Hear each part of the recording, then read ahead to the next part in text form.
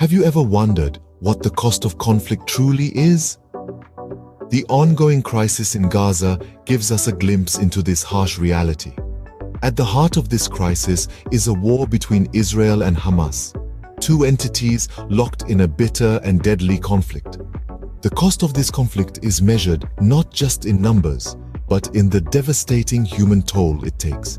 In recent weeks, the intensity of the conflict has surged, with the death toll rising sharply. Among those caught in the crossfire are United Nations aid workers. Since the beginning of the war in October, at least 72 UN workers have been killed in Gaza. This is more than all previous wars between Israel and Hamas combined. The conflict has also brought about a dire humanitarian crisis. More than half of Gaza's population relies on the United Nations Relief and Works Agency for essential assistance. But the relentless bombing campaign has directly hit several of these facilities, leaving hundreds of thousands of people without refuge. The situation is further exacerbated by a blockade that has been extended for 16 long years, causing a severe shortage of drinking water and hampering efforts to deliver food. Hospitals and medical crews have been targeted, leading to a shortage of medical supplies and fuel for generators. The recent attack on a UN shelter in Gaza has escalated the situation, bringing the cost of this conflict into sharp focus. On a day that seemed like any other, a UN shelter in Gaza was brought to its knees. The UN facility in Khan Yunis, a bustling city in Gaza, was shattered by an onslaught of tank shells. The devastation was palpable and immediate, with at least 9 lives lost and 75 people injured in the blink of an eye. This was no ordinary shelter. The Khan Yunis Training Center, operated by the UN's Palestinian Refugee Agency, UNRWA, was a haven for those displaced by the ongoing conflict. At the time of the attack, it was home to between 30 and 40,000 people, each seeking safety amidst the chaos of war. The UNRWA did not take this attack lightly. In a strong condemnation, they accused Israel of turning a blind eye to the rules of war. The shelter was clearly marked, flying the UN flag high, its coordinates shared with the Israeli military to prevent such an incident. Yet the shells fell, turning the refuge into a scene of destruction. And what of Israel's response? The Israeli military denied responsibility for the attack. They suggested that the devastation may have been caused by Hamas fire, an accusation that has done little to quell the rising tide of international concern and condemnation. This attack is not an isolated incident.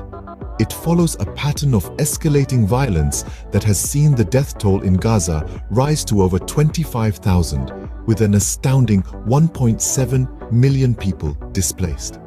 Hospitals have been isolated, medical supplies are running low, and the specter of a total blackout looms large as the Gaza power plant teeters on the brink of running out of fuel. This attack, however, is just one incident in a series of escalating events. If the crisis is a storm, the people of Gaza are in the eye of it. The conflict, while centered around political and territorial disputes, ultimately plays out its most devastating scenes in the lives of innocent civilians. The people of Gaza are bearing the brunt of this violence, and the impact extends well beyond the immediate casualties. The infrastructure of Gaza, already fragile, has suffered immeasurable damage. Homes have been destroyed, leaving thousands displaced and without shelter. The bombardment has not spared even the essential services. Water, sanitation, and hygiene facilities lie in ruins, affecting over 400,000 people. The blockade has further exacerbated the situation, leading to a severe shortage of drinking water. And then there's the impact on healthcare. Hospitals and medical crews, who should be immune from attack in any conflict, have been targeted. The shortage of medical supplies and fuel for generators has made a bad situation worse. The looming threat of a total blackout due to the Gaza power plant potentially running out of fuel threatens to plunge the healthcare system into darkness, literally and metaphorically. Schools, which should be bastions of safety and learning, are now serving as shelters. But even they haven't been spared, with some sustaining significant damage. Telecommunication services have also taken a hit, further isolating the people of Gaza and making it even harder for them to reach out for help or to keep in touch with loved ones. This is not just a conflict between two factions. It is a humanitarian crisis of epic proportions. The people of Gaza are caught in a vicious cycle of violence and retaliation, with their basic rights to safety, health, and well-being being violated. What we see here is a catastrophic domino effect. The violence leads to destruction, which leads to shortages and suffering, which in turn fuels more violence. It's a dire situation with no immediate solution in sight. While the people of Gaza are caught in the crossfire, the international community is not standing by idly.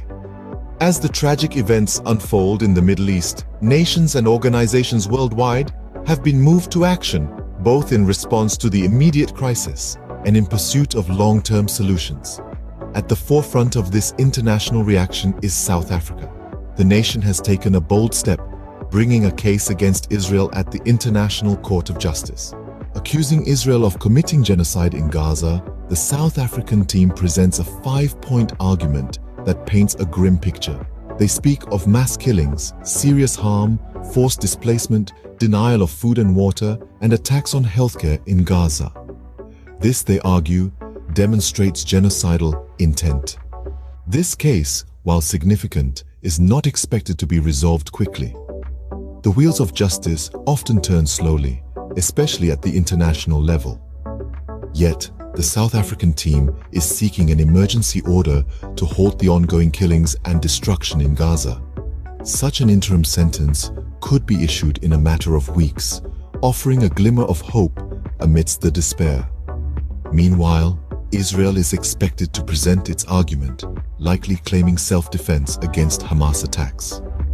This counter-argument, while not unexpected, adds another layer of complexity to an already intricate situation. The global community is not unanimous in its response, however. Several countries and international organizations have thrown their support behind South Africa's case, aligning themselves with the victims of this conflict. Yet, the United States stands as a notable exception, backing Israel in this international dispute. This divide underscores the deep-seated complexities and differing perspectives that surround this issue. While the legal battles play out on the world stage, it's crucial to remember the human beings at the heart of this conflict. The men, women, and children of Gaza, the aid workers risking their lives, the families torn apart by violence.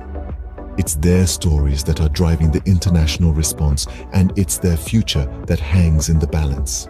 As the world grapples with the unfolding crisis in Gaza, one thing is clear: the need for a peaceful resolution is urgent and undeniable. The world watches, waits, and advocates for peace. In the face of such adversity, what does the future hold for Gaza? A question that echoes in the hearts of millions around the globe as we watch the events unfold. We find ourselves in the midst of a delicate and complex situation where the potential outcomes are as varied as they are unpredictable. The current conflict could evolve in several directions, each with its unique set of challenges and implications. One possible outcome is the continuation of the conflict, a grim prospect that would undoubtedly lead to further loss of life and escalating humanitarian crisis. However, even in this bleak scenario, the resilience of the people of Gaza shines through as they continue to endure and resist against all odds. Simultaneously, there's a possibility of a ceasefire. This could provide a much-needed respite to the beleaguered region, allowing for essential humanitarian aid to reach those most in need. The ongoing efforts towards a ceasefire have been fraught with challenges, but they represent a beacon of hope in the midst of despair. Success in these endeavors would be a significant step towards de-escalation and a testament to the power of diplomacy and negotiation. Internationally, the gaze is fixed on the International Court of Justice.